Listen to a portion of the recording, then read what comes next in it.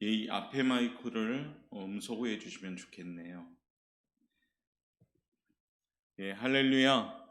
예, 아무래도 코로나 환경이 이제 2단계 격상이 되다 보니까 많이 경직되는 것 같습니다. 아마 가정에서도 또는 형편이 안 좋아져 가지고 아마 많은 성도님들이 새벽에도 많이 못 나오고 또 보시다시피 수요일도 많은 분들이 못 나온 상태에 있습니다. 기도하면서 우리가 더욱더 이 코로나 환경이 물러갈 수 있길 바라겠고, 또한 우리가 어려운 환경 가운데도 잘 이겨나갈 수 있는 그런 성도들로 또한 중보 기도해 주시길 바랍니다. 아울러 병성에 있는 우리 성도님들도 있고, 특별히 우리 이상조 장로님 위해서 또한 간절히 기도해 주시길 바랍니다. 그래서 별일 없이 또한 건강하게 잘 회복되어서 또한 여생이 평안할 수 있길 바라면서 우리가 함께 마음을 모아 기도해 주시길 바랍니다. 자, 오늘은 사랑은 언제나라는 두 번째 우리가 제목을 가지고 함께 나누고자 합니다. 우리가 사랑, 지난 우리가 주에 있듯이 사랑은 참 우리가 어려운 것다라고 생각이 듭니다. 내가 죽어지지 않고는 이 사랑을 제대로 실천할 수가 없을 것 같아요. 제가 이 말씀들을 준비하면서 제 자신도 정말로 예수님의 그 사랑, 이 고린도전서 13장의 그 사랑을 실천하려면 무던히 나를 죽여야 되겠구나. 내가 죽어지지 아니한다면 정말로 입술 뺏기 사랑이 되지 않겠구나라는 것을 새삼 느끼면서 우리 대림절경 우리 사랑하는 성도님들도 이제 수요 예배 때 나누는 그 사랑을 좀 담아가시고 그 사랑을 좀 실천할 수 있도록 준비된다면 아마도 이 땅에서 여러분들이 빛과 소금의 역할을 충분히 감당할 수 있는 성도로 준비될 줄 믿습니다. 자, 오늘은 두 번째 시간을 가지면서 더욱더 성숙한 성도로 우리 사랑으로 준비되길 원합니다. 지난주에 사랑은 오래 참습니다라는 말씀을 드리면서 속상한 일을 당하고 자존심이 상했다 할지라도 꾹 참아버리면 무슨 문제가 생길까요? 그렇죠? 그러나 그들은 서로를 향해서 참지 못하다 보니까 고린도 교회가 막 분열이 일어난 겁니다.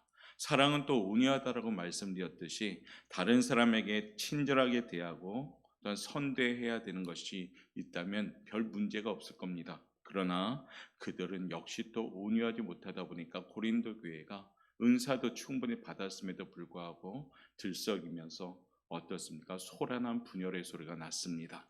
사랑은 시기하지 말라라고 말씀드렸죠. 다른 사람이 잘 되면 칭찬해주고 박수 쳐주고 참 잘됐다라고 우리가 격려해줘야 되고 기뻐해줘야 되는데 어떻습니까? 그러지 못한 것. 남들이 잘 되면 어쩌면 내 마음이 굉장히 아프고 왠지 모르게 꼴도 보기 쉽고 막 그런 모습이 있다면 시기하게 되는 거죠. 결국에 다투는 가운데 이런 문제들이 생길 수밖에 없습니다. 그래서 사랑, 이 세 가지 지난주에 말씀드린 세 가지 오래 참음, 시기하지 말고 또 온유할 것을 하나님 말씀했듯이 우리가 한 가지, 두 가지, 세 가지씩 좀 품어 나갔으면 좋겠습니다. 아마 부대끼는 모습이 있다면 그것은 아마 내가 어떻습니까? 모난 모습에서 부딪힐 겁니다. 그러면서 우리가 회개하면서 다듬어갈 수 있길 바랍니다. 자, 오늘은 두 번째 덕목 중에 두 번째인데요. 오늘 세 가지를 또한 함께 나누면서 함께 은혜를 나눌까 합니다. 그래서 예수님의 그 사랑을 잘 본받는 것이 이번 대림절 기간에 우리의 모습이 있죠. 나는 예수님을 믿습니다. 아마 이 고백이 여러분의 고백이 될 것 같습니다. 예수님을 믿는다는 것은 잘 아시다시피 예수님을 닮아가는 거예요, 진짜로. 그런데 예수님 따로 나 따로의 믿음을 가지면 그건 믿음이 될 수가 없습니다. 그래서 자꾸 나 자신을 도려내고 나의 언어를 도려내고 나의 행동을 좀 도려내고 그러면서 정말 그 예수님을 닮아갈 때 우리가 진정한 그리스도인의 영향력이 생기는 겁니다. 그래서 12월은 진정한 예수님을 더욱더 좀 닮아갈 수 있는 우리 교회가 되어서 이 코로나19 환경 가운데 주변의 우리 이웃들 그들에겐 소망도 없고 낙담과 절망뿐이잖아요. 그러다 보니까 술도 마시게 되고 담배도 피고 그다음 유흥업소에 가서 막 풀려고 하고 그렇게 풀어갔는데 우리한테는 풀 수 있는 열쇠가 있잖아요. 소망이시며 생명이시며 능력이신 예수님이 바로 나의 주님이시기 때문에 우리는 이 환경 가운데도 소망을 가지고 나갈 수 있는 겁니다. 할렐루야. 자, 그러면서 오늘 네 번째, 다섯 번째, 여섯 번째 사랑의 덕목을 소개합니다. 첫 번째, 우리 한번 쫓아합시다. 사랑은 자랑하지 않습니다. 사랑은 자랑하지 않는 것이 사랑이다라고 말합니다. 바로 자랑하는 사람들 보면 어떻습니까? 우월감을 느낄 수도 있고 그 듣는 이로 하여금 위압감을 조성하는 것이 자랑입니다. 자랑은 사람들 마음속에 무엇을 불러일으킵니까? 시기심을 불러일으켜요. 그러다 보니까 막 자랑하면 들으면서 앞에서는 듣지만은 마음 한쪽 구석에서 어떻습니까? 시기심이 생깁니다. 그러면 어떻습니까? 시기하지 말라라고 사랑은 말하는데 시기심을 불러 일으키는 이 자랑은 죄가 된다는 거죠. 그렇기 때문에 사랑은 자랑하지 말라라고 말합니다. 어떤 우리 가정에 있어서 우리가 하나님에 대한 간증은 틀리죠. 하나님께 영광 돌리는 거고 하나님을 드러내는 건데 하나님이 쏙 빼놓고 자기 자랑하고 자기 여러 가지 환경을 자랑한다면 그것은 사랑이 될 수가 없다는 겁니다. 다른 사람의 시기심을 불러 일으키기 때문에 그 자랑은 사랑이 될 수가 없는 거죠. 평등이라는 그런 원리가 있는데요. 한번 잘 들어보십시오. 사람이 나이가 40대가 되면 지식의 평등이 찾아온다고 합니다. 공부 잘하고 못하고 하는 것은 어린 시절 학교 다닐 때 이야기지 40이 넘어가면요. 배운 사람이나 못 배운 사람이나 똑같다라는 것이 평등의 원리라고 합니다. 50대가 되면요. 외모의 평등이 찾아온답니다. 예쁜 사람, 못생긴 사람, 어리고 젊은 시절 이야기이지 50이 넘어가면 배도 나오고 또 엉덩이도 처지고 외모 비교할 데가 없는 겁니다. 그러니까 다 똑같다는 얘기죠. 60대가 되면요. 성의 평등이 찾아온답니다. 남자나 여자나 평등화가 돼버린 겁니다. 그때는 어떻습니까?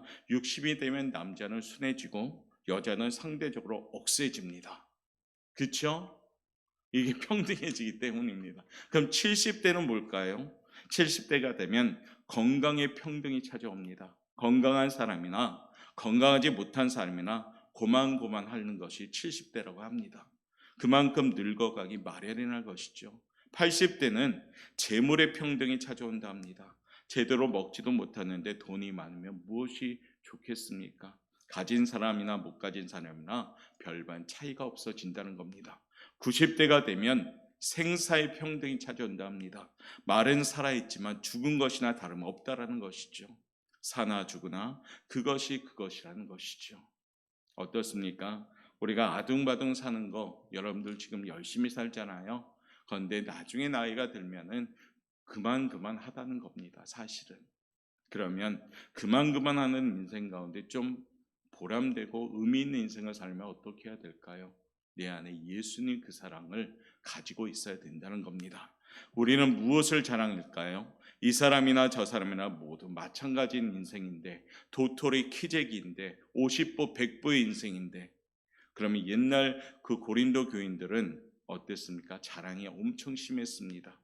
14장 26절에 보면 그런즉 형제들아 어찌할꼬 너희가 모일 때 각각 찬송시도 있으며 가르치는 말씀도 있으며 계시도 있으며 방언도 있으며 통역함도 있으니 모든 것을 덕을 세우기 위하여 하라라고 고린도전서 14장에 표현합니다. 함께 모였을 때 찬송을 부르면서 다 함께 부르면 문제가 생기지 않습니다. 근데 고린도 교회가 왜 문제가 생겼느냐? 기도할 때 함께 기도하면 더 뜨겁고 좋죠. 그런데 이게 각각으로 나타난 것이에요. 어떻습니까? 기도하는 때 찬송할 때 막 자기들 자랑하는 거예요. 막 기도하는 데 있는데 또 옆에서 찬송하고 있는데 옆에서 말씀 있고 막 이런 분위기가 조성된 거예요. 왜냐하면 자기가 계시를 받았다고 큰 소리로 자랑하면서 저마다 고린도 교회 안에 모였는데 우리 교회처럼 이렇게 조용하게 예배 드리는 것이 아니라 막 찬양 연사가 있다고 찬송하고 저쪽에서 말씀을 막 자기는 받았다고 말씀 암송하고 여기에선 기도 연사 받았고 기도하고 그러니까 교회가 어떻습니까? 막 하나님의 것인 양 외치고는 있지만은 시끌시끌한 것이에요. 왜 그럴까요? 자랑이라는 것 때문에 그럽니다. 보는 사람에게 도무지 덕이 안 되는 모습이 오늘 고린도 교회의 모습이었다는 겁니다. 왜 그러한 현상이 일어났을까요? 너만 은사 받았니? 나도 은사 받았다라고 하는 그런 마음들 때문입니다.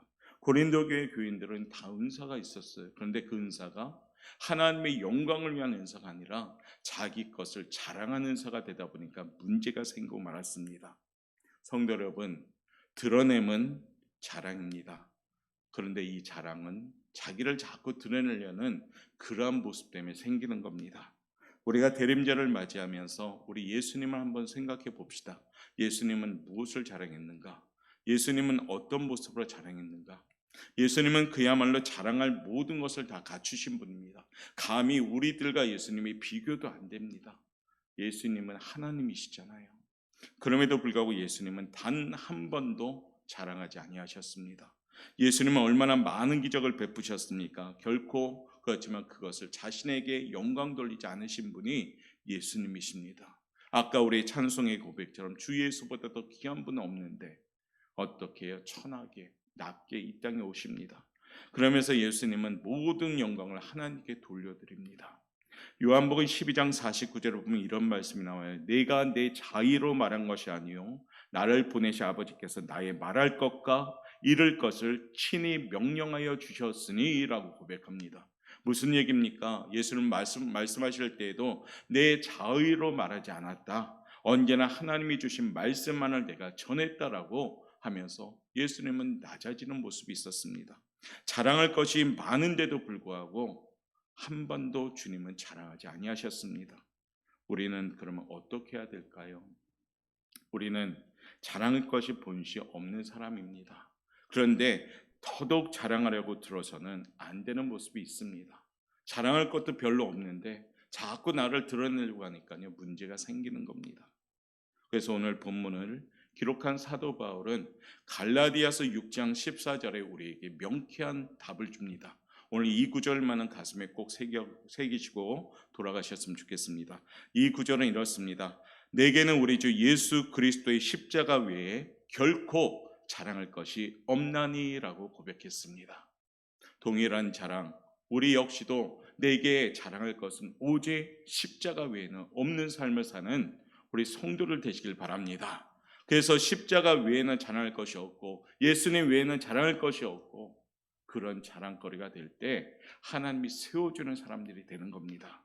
사랑하는 성도 여러분, 사랑은 자랑하지 않는 겁니다. 나를 자랑하려 하지 말고 오직 우리 주 예수 그리스도만의 십자가만을 자랑할 수 있는 믿음의 성도들 되시길 바랍니다.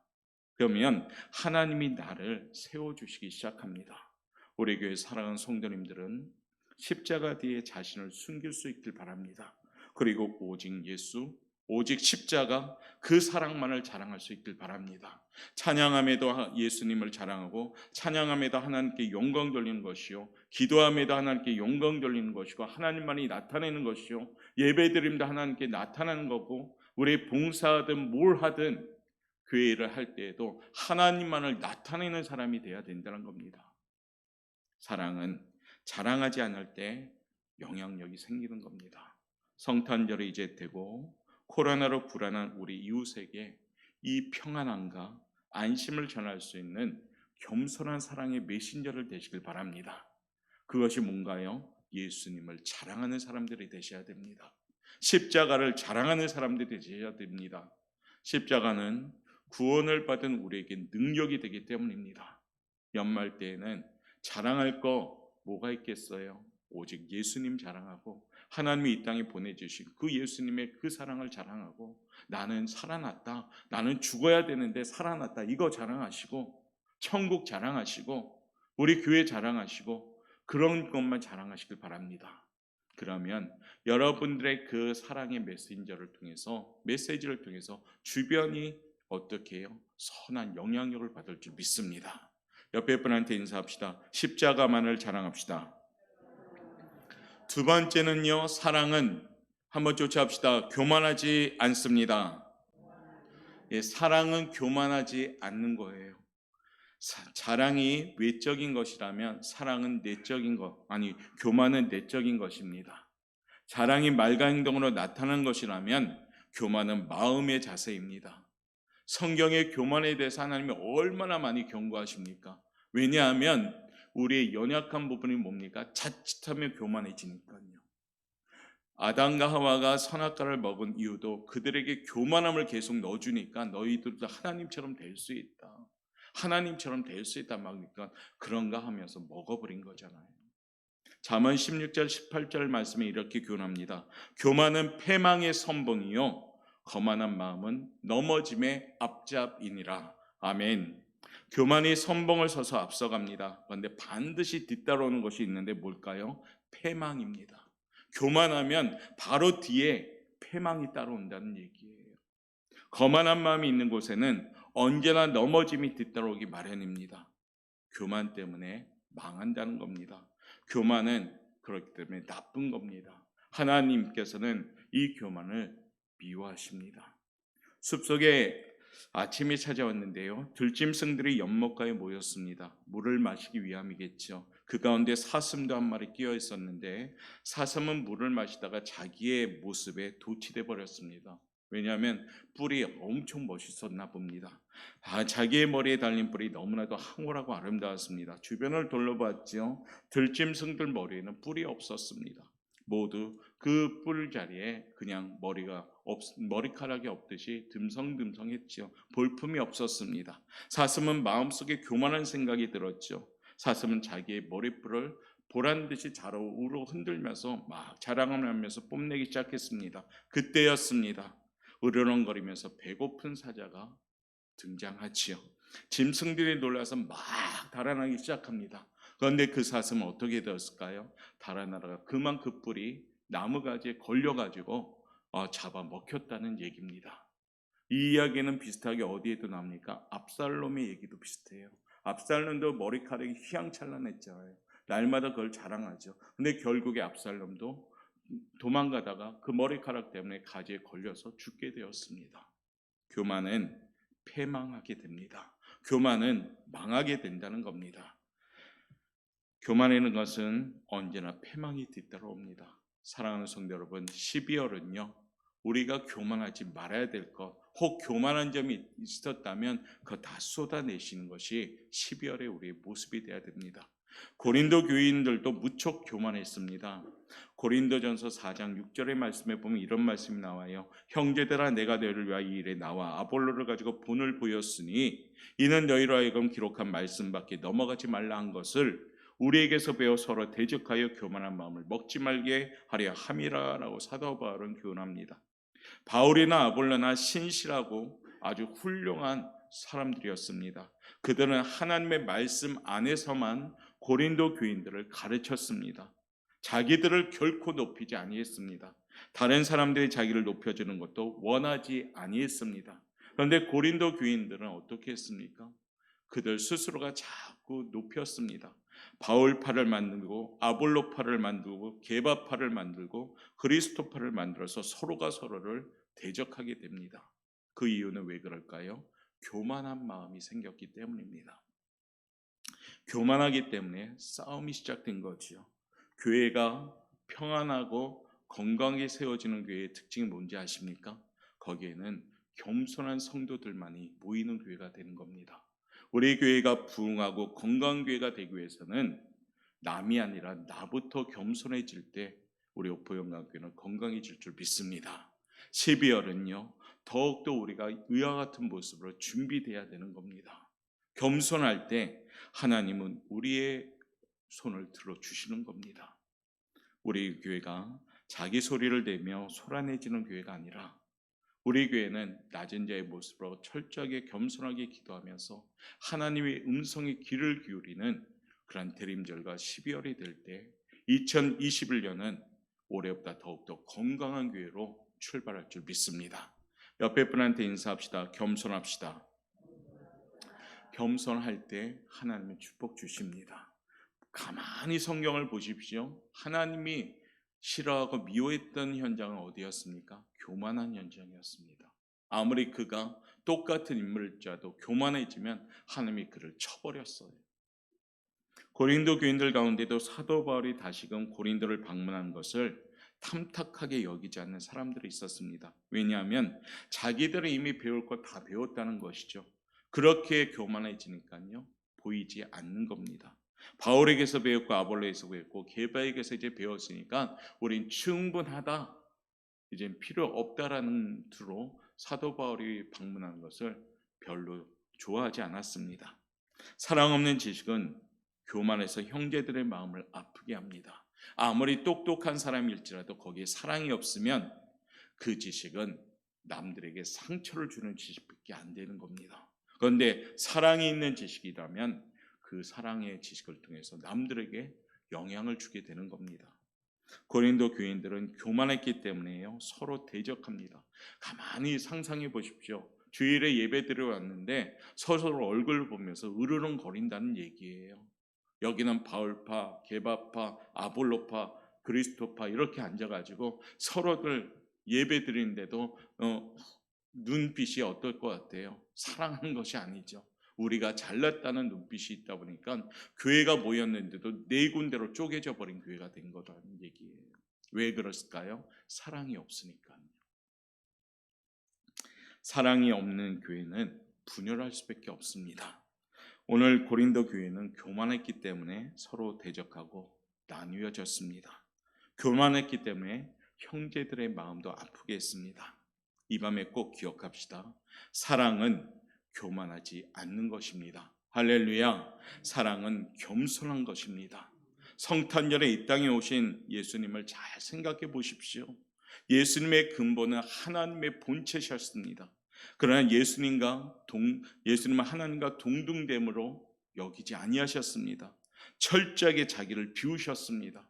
종의 형체를 가지고 이 땅에 오셨습니다. 태어나심도 말 구유에서 초라하게 냄새나게 태어나신 겁니다. 그냥 성탄절에 우리가 일화처럼 기억나는 예수님의 탄생이 아니라 왜 그렇게 초라하게 오셨을까를 우리 마음에 다시 묵상해야 된다는 겁니다. 보잘것없는 모습으로 이 땅에 오셨고 예수님은 사람의 모양으로 오셔서 죽기까지 복종하면서 십자가에서 돌아가신 겁니다. 많은 아기들은 태어나면 환영받고 축복받습니다. 우리 예수님이 이 땅에 오신 첫 단추가 이게 뭐냐? 성탄절은 고난의 첫 단추예요. 그 아기는 죽으러 온 아기였다는 겁니다. 예수님께서 하나님의 명령받아서 죽기까지 복종하면서 이 땅에서 오셔서 가장 천한제의 모습으로 태어난 것이에요. 왜요? 그리할 때 예수님의 그 사랑을 전할 수 있기 때문입니다. 이것이 뭡니까? 겸손입니다. 하나님은 그러나 이 예수님을 지극히 높여주시기 시작했습니다. 말 구에 태어나신 예수님을 하나님은 높여주셨습니다. 빌립보서에 보면 이런 말씀들이 많이 나오죠. 모든 이름 위에 뛰어난 이름을 주셨습니다. 또한 모든 무릎으로 예수의 이름 앞에 무릎을 꿇게 하셨습니다. 모든 입으로 예수 그리스도를 주라 신하게 하셨습니다. 하나님 아버지께 영광 돌리는 이름으로 만들어 주셨습니다. 왜 그럴까요? 말구에 냄새나는 그 아기가 이와 같이 칭송받을 수 있던 까닭은 겸손하였기 때문입니다. 사랑하는 성도 여러분, 나를 높이려 하지 말고 다른 사람을 높여주시길 바라겠습니다. 12월은 여러분 주변에 있는 사람들 좀 높여주시길 바랍니다. 나보다 남을 높여줄 때 하나님은 내가 너를 높여주겠다고 말씀하십니다. 야고보서 4장 6절을 보면 하나님이 교만한 자를 물리치시고 겸손한 자에게 은혜를 주신다 말씀하셨습니다. 10절 말씀에 주 앞에서 낮추라, 그리하면 주께서 너희를 높이시리라.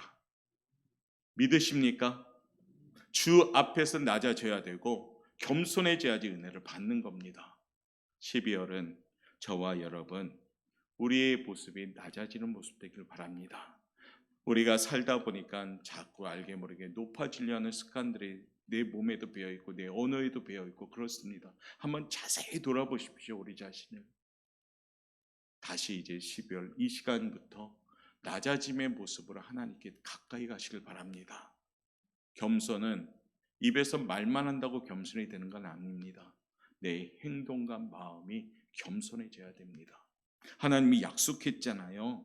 낮추면 내가 너를 높여주겠다고요. 이 높여주는 의미에는 뭐가 있습니까? 형통, 열린 문, 치유 이런 거 다 들어가 있는 겁니다. 대림절은 겸손하게 회복되는 귀한 시간이 되길 바랍니다. 그동안 살면서 자기로 묻는 사이에 교만의 습관이 비어 있었다면 성탄절의 참된 의미처럼 낮은 자의 모습으로 참 사람으로 이 땅에 오신 예수님을 믿는 우리들, 예수님을 쫓아갈 수 있는 겸손한 모습으로 12월을 잘 보내고 결산할 수 있길 바랍니다. 그러면 하나님께서 어떻습니까? 우리를 세워줄 줄 믿습니다. 사랑은 교만하지 아니합니다.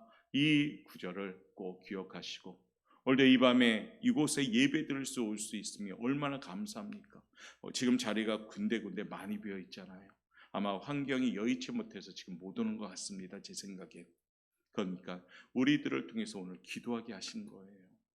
그래서 사랑하는 성도 여러분, 오늘도 우리가 겸손한 마음으로 하나님께 간절히 기도하고 꼭 돌아갈 수 있길 바랍니다. 세 번째요, 사랑은 한번 쫓아합시다. 무례히 행하지 않습니다. 사랑은 무례히 행하지 않는 것이에요. 사랑이 없는 사람은 무례히 행할 수밖에 없습니다. 무슨 얘기냐? 자기 중심적인 사람들을 말합니다. 그러니까 자기 잘난 맛에 사는 사람들을 무례히 행하는 사람들을 얘기합니다. 다른 사람 생각은 하지도 않습니다.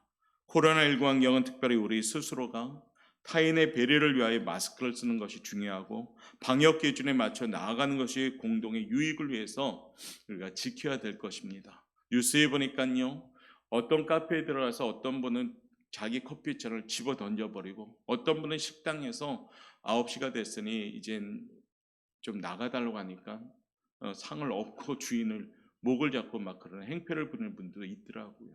그분들이 왜 그랬을까요? 그분들은 영업을 더 하면 돈 많이 벌 텐데, 그렇죠? 그리고 카페에서도 더 많이 마스크를 안 써도 팔아도 될 텐데, 그런데 왜 그럴까요? 공동의 유익을 위해서 그런다라는 인터뷰를 하는 것을 봅니다. 자기네 살을 깎듯한 고통이 있는데도 불구하고 조금 더 장사하면 돈 벌 수 있는데도 불구하고 철저하게 지키는 이유는 공동의 유익을 위해서 그런다 합니다. 다른 사람의 생각을 하다 보니까 가능한 행동이죠. 그러나 컵을 집어 던진다든가 그릇을 팽개친다든가 행패를 부리는 사람들은 남의 생각을 하지 않는 무례히 행하는 사람들입니다. 왜 그럴까요? 사랑이 없기 때문이겠죠. 자기만을 생각할 때 보면은 그런 행동이 나올 수밖에 없습니다. 이밤 분명히 우리가 기준을 세웁시다. 사랑은 무례히 행하지 아니하는 겁니다. 옆에 분 보고 인사합시다. 무례히 행하지 않습니다. 사랑은 무례히 행하지 맙시다. 자기만을 생각하지 말고 남을 생각하고 그런 것이 예의를 차리고 존귀히 여기며 서로 섬기며 어떻습니까? 세워가는 교회가 우리 교회가 되기를 바라겠습니다. 그 교회가 하나님이 사용하는 교회입니다. 사랑은 아무리 하찮은 사람일지라도 소홀히 여기지 않는 겁니다. 무례히 행하지 않는 것이 그 얘기예요.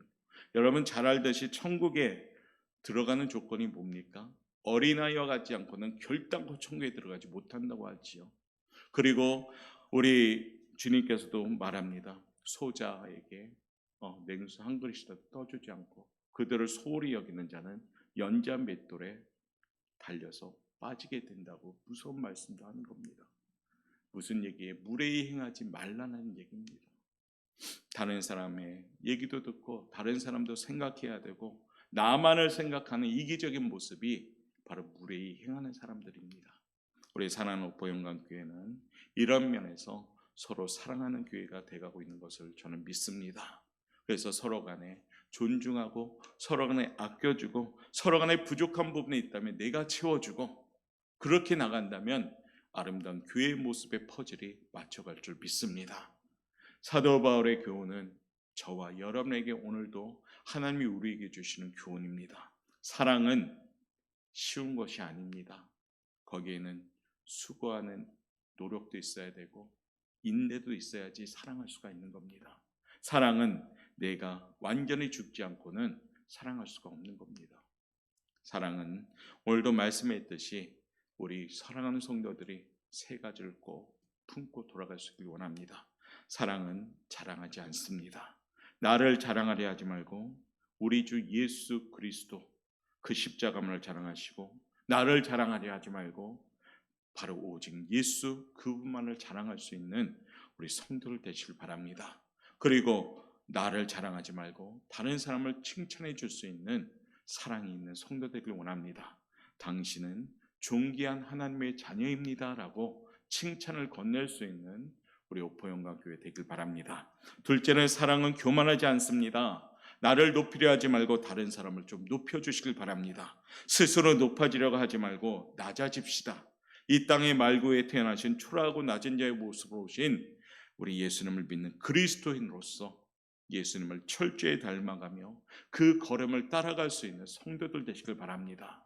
신앙의 연륜이 오늘 쫙 보니까 많이 연륜이 많은 분들의 10년이 훌쩍 넘으신 분들이에요. 보니까 뭐 아닌 분도 계기 있긴 하지만은 우리 연륜이요 성숙한 믿음으로 주님을 더욱더 깊고 견고하게 닮아갈 수 있기를 바랍니다. 신앙생활이 오르락내리락 하지 맙시다. 항상 이제는 얼마 남지 않은 이 마지막 때 상향곡선 그릴 수 있도록, 하나님께 닮아갈 수 있도록, 성화의 단계가 뭡니까? 예수님을 닮아가는 단계잖아요. 2020년이 한 70% 닮았다면 2021년 될 때에는 한 80% 주님 닮아가고, 그보다 못한 퍼센트를 닮아가고 있다면 자꾸 퍼센트를 올리면서 예수님 닮지 않은 것들을 다 버려야 되는 것이에요. 그래야지 진정한 크리스찬으로서 우리가 나아갈 수가 있는 겁니다. 그렇기 때문에 그런 닮아감의 대표적인 모습이 뭡니까? 사랑입니다. 그 중에서 교만하지 않고 겸손할 때 하나님께서 모든 걸 다 은혜를 주시는 겁니다. 이런 어린아이와 같이 자기를 낮추는 사람에게 천국에서 큰 자니라라고 말씀했듯이 겸손함으로 하나님께 인정받는 우리 성도들 되길 원합니다. 오늘 세 번째로 뭐였습니까? 사랑은 무례히 행하지 않는 거라 말했습니다. 아무리 하찮은 사람일지라도, 아무리 하찮은 일일지라도 그것을 소중히 여기고 존중히 여기는 것이 바로 사랑이다라고 말하는 겁니다. 마태복음 18장 6절에 아까도 말씀드렸듯이 이 작은 자 하나를 실족하게 하면 차라리 연자 맷돌이 금옥에 달려서 깊은 바다에 빠뜨려지는 것이 나으니라라고 말씀했습니다. 무슨 얘기입니까?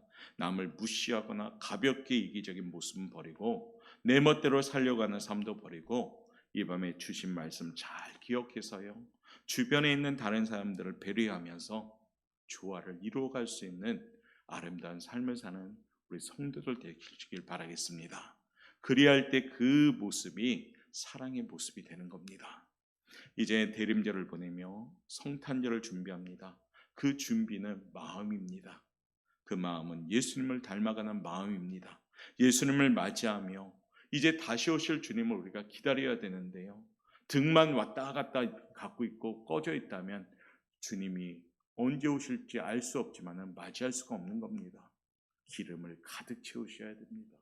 사랑의 기름, 믿음의 기름, 소망의 기름, 성령 충만한 기름 가득 채워서 언제든지 오셔도 맞이할 수 있는 준비가 우리의 모습이 되어야 됩니다.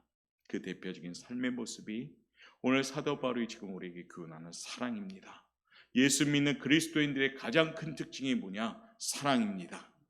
그래서 그 사랑을 우리 사랑하는 성도님들이 다 소유해서 우리 오포영광교회는 히터를 난방을 안 해도 따뜻할 수 있는 그런 모습이 돼야 되지 않을까요? 만나는 사람마다 우리가 표정을 보면서 아이고 감사합니다, 사랑합니다, 우리가 저마다 그런 모습으로 우리가 12월을 보낸다면 우리 사랑하는 오포영광교회는 더욱더 아름답고 건강한 교회가 될 줄 믿습니다. 오늘 말씀드린 거 기억합시다. 자랑하지 맙시다.